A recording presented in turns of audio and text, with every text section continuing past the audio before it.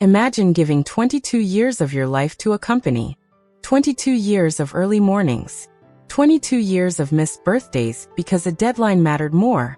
22 years of training new employees, fixing other people's mistakes, and staying late so the company never looked bad in front of a client. And then one Monday morning, a 31-year-old manager, who had been with the company for exactly 14 months, calls you into a small glass room and tells you that your position is no longer needed. No warning. No real explanation. Just a folder, a security guard standing outside the door, and a box for your desk items. That is exactly what happened to a woman named Diane, from Ohio, USA. She was 56 years old. And in one single meeting, 22 years of loyalty was erased in less than 10 minutes. But here is the part that nobody expected. 8 months later, the same company that threw her away, called her, begging her to come back. Not just asking, begging. And what Diane said back to them left her old bosses speechless. If you have ever felt replaced, overlooked, or told that you are too old, too experienced, or too expensive for a job you were once amazing at, this story is for you. Stay with me until the end, because the way this story ends will give you chills. Let's go back to the beginning. Diane wasn't just an employee. She was the person everyone in the office secretly relied on.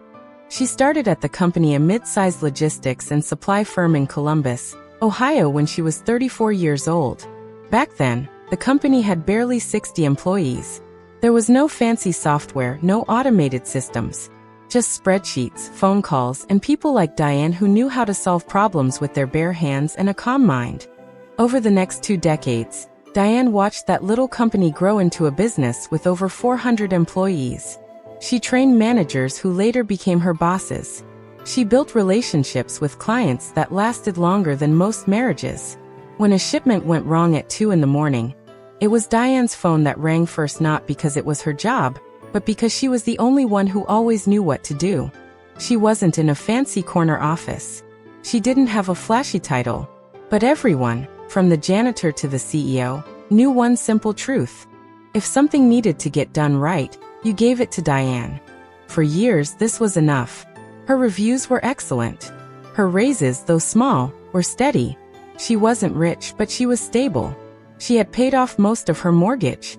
Her son was in college. Life, for the most part, felt like it was finally settling into something peaceful. But somewhere around her 20th year at the company, something began to shift. New leadership came in. Younger executives, fresh out of business schools, started talking about modernizing the workforce. They used words like agility, digital-first culture, and fresh energy. At first, it sounded harmless, even exciting. But slowly, Diane began to notice something strange happening around her. It started small. Meetings that used to include her were suddenly happening without her. Younger employees were being invited to innovation lunches, with senior leadership lunches Diane was never invited to, even though she had more experience than almost anyone in the building. Then came the comments. Small, seemingly harmless comments that, over time, began to sting. Diane, you're so old school with this. We need people who can adapt faster. Maybe this generation just understands technology differently. None of these comments were technically insults, but Diane felt them build up, one on top of another, like small stones slowly turning into a wall between her and the rest of the office. She wasn't slow. She wasn't behind. In fact, Diane had taught herself 3 new software systems in the past 5 years, often faster than employees half her age. She showed up early, stayed focused, and never once missed a deadline. But it didn't matter, because in many workplaces across the United States, this is a story that repeats itself quietly, behind closed doors, every single day. It's not always loud. It's not always obvious. Sometimes it's just a feeling. A slow shift from being valued to being tolerated. Diane started noticing that her ideas in meetings were dismissed only for a younger colleague to repeat the same idea 5 minutes later and get praised for it. She noticed that when the company created a new innovation team, she wasn't asked to join, despite having the deepest knowledge of the company's operations of anyone on that floor. She told herself she was imagining things. She told herself it was just her insecurity. She told herself, maybe I need to work harder to prove myself. So she did. She worked harder. She stayed later. She said yes to every extra project. She smiled through comments that quietly hurt. She believed that if she just kept proving her value, things would go back to normal. But deep down, a small, quiet voice kept whispering to her, something is changing here, and it's not in your favor. She just didn't know yet how right that voice was. It was a Monday morning in early spring. Diane remembers it clearly, the way the light came through the office windows, the smell of coffee from the small kitchen, the sound of her own footsteps as she walked to her desk like she had done thousands of times before. At 9:15 a.m., an email appeared in her inbox. Subject: Quick meeting 10 a.m. Conference Room B. No details. No agenda. Just a simple, cold request from her new manager, a man named Tyler, 31 years old, who had joined the company just over a year earlier. Diane didn't think much of it at first. Meetings happened all the time. But when she walked into Conference Room B at exactly 10 o'clock, something felt different. The blinds were closed.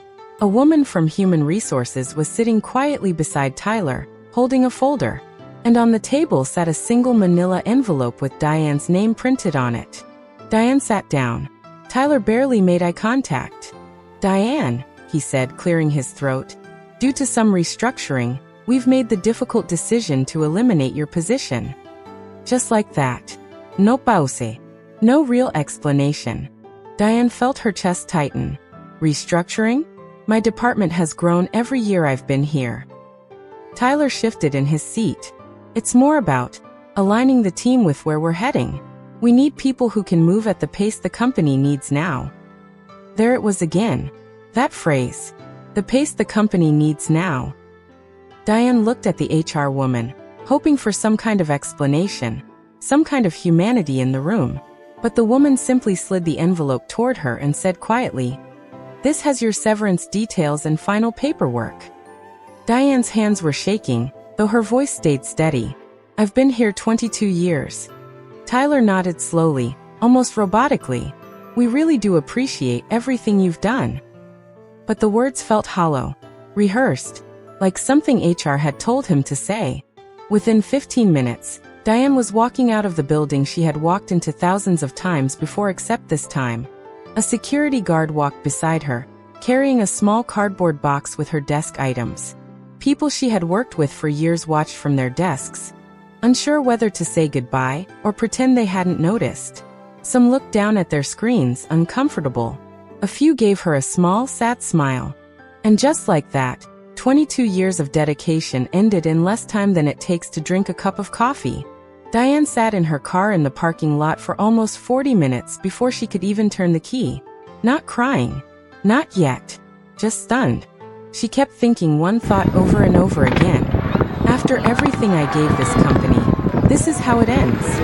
The first few weeks after being let go, Diane told herself it would be easy to find something new. She had 2 decades of experience, a spotless work record, glowing references. Surely, she thought, another company would be lucky to have her. So she updated her resume. She applied to jobs every single day. She reached out to old contacts, filled out online applications, and even paid for a professional resume review. But something strange kept happening. She would apply. Sometimes she'd get an interview. She would walk in confident, well-prepared, dressed professionally. The interview would go well, she could feel it. And then silence. No callback. No feedback. Just silence. Weeks turned into a month. A month turned into 3. At first, Diane blamed herself. Maybe her resume needed more updating. Maybe she wasn't using the right keywords. Maybe she needed to learn a new certification. So she took an online course to boost her skills. She practiced interview answers in the mirror.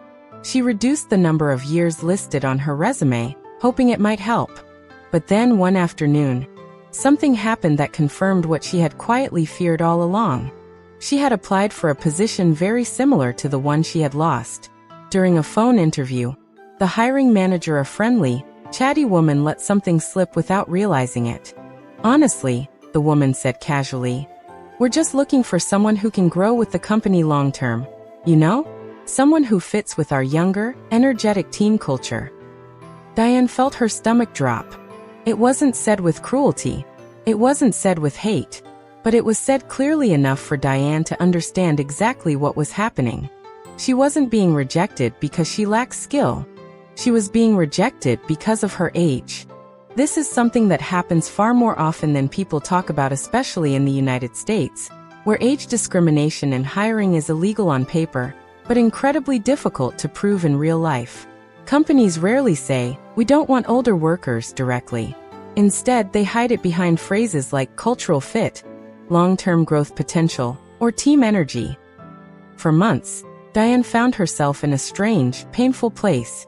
Not poor enough to feel desperate, but not stable enough to feel safe. Her savings were slowly shrinking. Her son, away at college, had no idea how much his mother was quietly struggling. She started picking up small freelance bookkeeping jobs just to keep some income flowing. She sat at her kitchen table some nights, staring at bills, wondering how someone with her experience, her work ethic, and her track record could suddenly feel invisible. But in the middle of this dark, uncertain chapter, something unexpected began to happen. One evening, an old colleague named Marcus reached out to Diane. He had left the company 2 years earlier to start his own small logistics consulting business. He had heard, through the grapevine, that Diane had been let go, and he had one simple question for her. "Diane, would you consider helping me with a project? Just temporary. I need someone who actually knows how this industry works." At first, Diane hesitated. She had spent months feeling rejected, and a part of her worried she might fail again. But she said yes. That one small project turned into another, and then another. Word began to spread quietly among smaller companies in the area. There was a woman who could walk into a messy, disorganized supply chain system and fix it faster than anyone else. She didn't have a fancy title. She didn't need one. Diane began working as an independent consultant, helping small and mid-sized businesses streamline their logistics operations. It wasn't glamorous. It wasn't stable in the traditional sense. But for the first time in months, Diane felt something she hadn't felt in a long time. She felt valued again. Slowly, her confidence began to return. She wasn't just too old anymore. She was experienced. She was trusted. She was the person companies specifically sought out, because she knew things that couldn't be taught in a classroom, only learned through decades of real work. Meanwhile, back at her old company, something very different was happening. After Diane left, the company assumed things would run smoothly. After all, they had modernized. They had hired younger, energetic employees. They had new software systems and fresh strategies. But slowly, cracks began to appear. Shipments that Diane used to handle instinctively began falling behind schedule. Client relationships that she had spent years building started to weaken, as new employees struggled to understand the small, but important details she once managed effortlessly. One of the company's oldest and most valuable clients, a partnership Diane had personally maintained for over 15 years, began asking pointed questions. "Where's Diane? She always handled our account personally." When told she was no longer with the company, the client grew noticeably distant. Communication slowed. Trust wavered. Behind the scenes, Tyler, the young manager who had let Diane go, began facing pressure from senior leadership. Numbers were slipping. Errors were increasing. The energy and agility they had promised wasn't translating into actual results. Employees who remained began quietly comparing notes. "Remember when Diane used to handle this in 5 minutes? Now it takes half the team a full day." Frustration grew. Deadlines were missed. A particularly large shipment error, one that Diane would have caught instantly based on her years of pattern recognition, ended up costing the company a significant client contract. It was in the middle of this chaos that leadership finally admitted a truth they had been avoiding. They hadn't replaced Diane's value. They had only replaced her paycheck. Experience, knowledge, and decades of quiet dedication cannot be replicated overnight, no matter how energetic a new hire might be. 8 months after Diane walked out of that building with a cardboard box in her hands, her phone rang. It was an unfamiliar number, but the area code was local. She almost didn't answer. When she did, She heard a voice she hadn't expected, Tyler's voice, though it sounded very different from the confident, dismissive tone she remembered from that conference room months earlier. It's Tyler. I know this might be unexpected, but we'd really like to talk to you about coming back. Diane sat quietly for a moment, letting the words settle. Tyler continued, his voice noticeably more humble than before. Things haven't been the same since you left. We've lost some major clients. The new systems aren't performing the way we hoped. Honestly, Diane, we underestimated how much you carried this company. There it was.